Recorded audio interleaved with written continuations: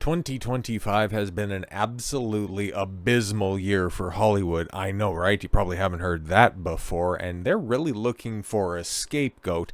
I don't necessarily know why they want to go ahead and rest the failures of an entire industry. It's a multi-layered problem, but just simply place everything on one individual, and the one individual that they're picking is one of the only marketable stars, the only person that can really elicit a reaction. It can't put them into the theaters, obviously. But that's kind of, once again, just an entire industry-wide problem. Barely anything is getting people to the theater. But I suppose after the year that she has had, in stark contrast to Hollywood, blaming the failures of Hollywood and making Sydney Sweeney a pariah, well, makes a lot of sense. And it is summed up quite nicely by the headline and the subline of this independent opinion piece. Sydney Sweeney has lost control of her stardom. The endlessly talked about Euphoria star, right? Okay. Was once famous for her business savvy, which she has continued to do that continues to infuriate you weirdos. But a series of recent calamities, like what? Where she's been on the tip of everybody's tongue for the past 6 months? If you want to run it back all the way to Madam Web, she was the biggest beneficiary of that masterstroke of disaster. Have sent her carefully cultivated image up in flames. What? Are you serious? And the thing is that it's eclipsed in her and the thing that's being eclipsed is her unmistakable talent as an actor. So yes, they want to paint her as an aspiring movie star, somebody who's just on the precipice of breaking through, but because she doesn't want to side with the rest of the left-wing ideologues that are out there, and she just simply wants to take, not even a conservative, not even like she's going to be slapping on a red hat in her next interview, she just doesn't wade into the shit that she's not directly involved in, okay? She wants to talk about her movie in interviews. Oh, wow, very controversial. When she's asked about her ad campaigns and, how some people are out there perceiving them, she just wants to say, yeah, it was an ad campaign for jeans. I don't know. I think you're probably reading a little bit too much into it. It's kind of like the J.R.R. Tolkien was a racist because orcs are black people. It's like, that's a you problem, not a Tolkien problem, because if you see a mindless evil race and you immediately jump to black people, I got news for you. It's the same way that, if you see Sydney Sweeney, somebody who I think universally is at least appreciated for her looks. We may quibble on the number placement, but yes, she is a beautiful woman getting paid very, very well, because whenever she adds or lends her likeness to a product,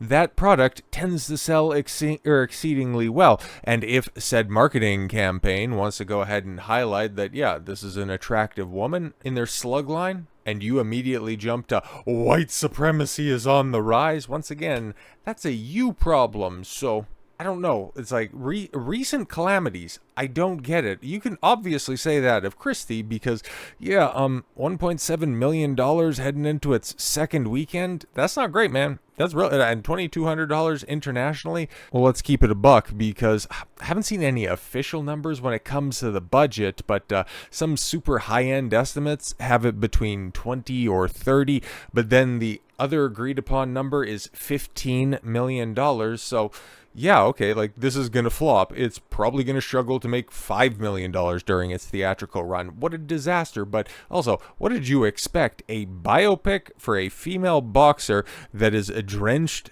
in a domestic violence overarching subplot.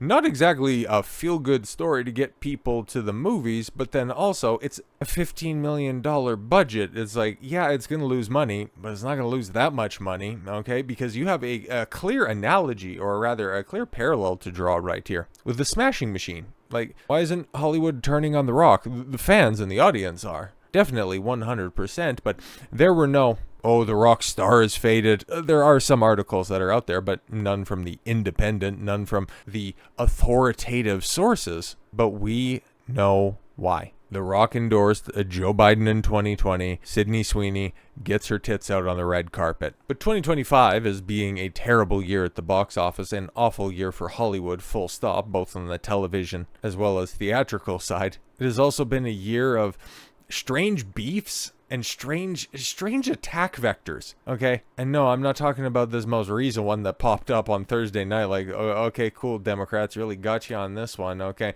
Oh, look at how bad Trump is. One of the worst people in history didn't like him.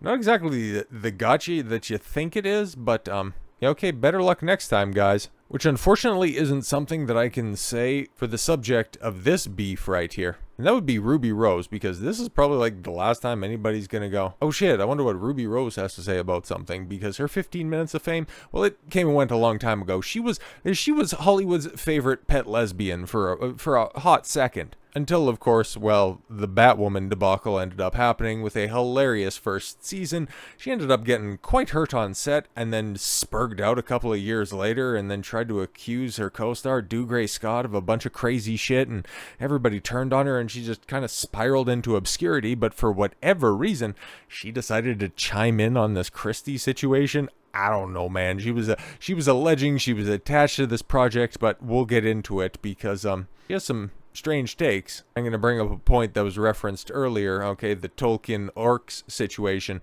This is another thing that Ruby Rose is drawing on. But yes, former Batwoman accuses Sydney Sweeney of hating gay people. Wait, what? Okay, where the fuck did that come from? You're a cretin. Language, jeez, this is my home. Former Batwoman star Ruby Rose melted down this week about Sydney Sweeney, insinuating that she somehow hates gay people and called her a cretin. Yeah, it's like, okay, where did this come from? Is it because she got cast as Christy Martin and she's not gay? Like, what? Where the fuck is this coming from? Hollywood's culture war is alive and well. The latest feud between Ruby Rose and Sydney Sweeney. Yeah, this is like every Sydney Sweeney feud. It's like, you're over there fucking bouncing around like a Super Bowl in a rubber room. Meanwhile, Sydney Sweeney's just simply existing. But yes, it is proof that virtue signaling still pays better than humility. The dust-up over Sweeney's box office flop, Christy, has sparked more debate about identity politics in film than discussion about the movie itself. Because, yeah, that's funny, right? Because we've talked about the flop that is Christy. Some people said that, yeah, Sweeney's pretty good in it, but nobody's really discussing the movie. Interesting. But Rose, yes, best known for her laughably unpopular Batwoman in a small role in Orange is the New Black. She was also in the last Resident Evil movie and John Wick 2. They were really trying to make her a thing, but yeah, she ended up getting a little bit too big for her britches. Blasted Sweeney online after Christy underperformed at the box office, yes, pulling in just $1.3 million on a $15 million budget. Yeah, like I said, I couldn't find a source for that $15 million budget. That's just the one that's kind of out there. But yes, here's Ruby's post on Threads where all the conversation goes down for the people that are too unhinged for Blue Sky. But yes, the original Christy Martin script was incredible, life-changing. I was attached to play Jerry. Everyone had experience with the core material. Most of us were actually gay. Okay, all right. Why does that matter? It's part of why I stayed in acting. Losing roles happens all the time. Wait, what? I stayed in acting, but I couldn't get a job. I don't think you know what the word stay means, but alright. For her PR to talk about it flopping and saying SS, or Sydney Sweeney, did it for the people. No, Rikishi did it for the people, but he also did it for The Rock. None of the people want to see someone who hates them parading around pretending to be us.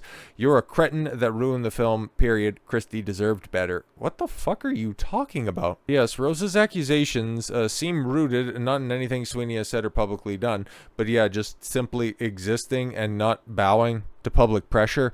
But going back to the post and saying that Christy deserved better, this is the kicker, and this is kind of the nail in the coffin, right? Because you got Christy Martin herself defend Sydney Sweeney after Ruby Rose said the actress ruined the boxer's biopic. Fucking hilarious, man. I've always been a fighter. My life reflected that in every way, and now I fight for others.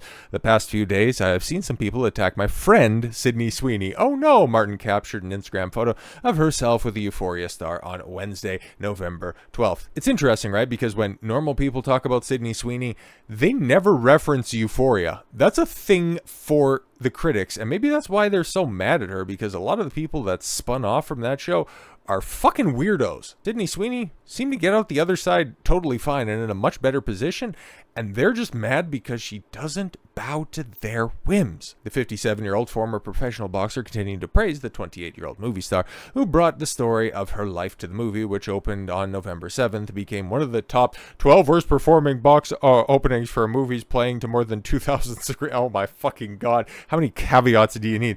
Top 12 worst performing 2,000 screens. Kind of like whenever anybody says or tries to quantify what a hit Superman is.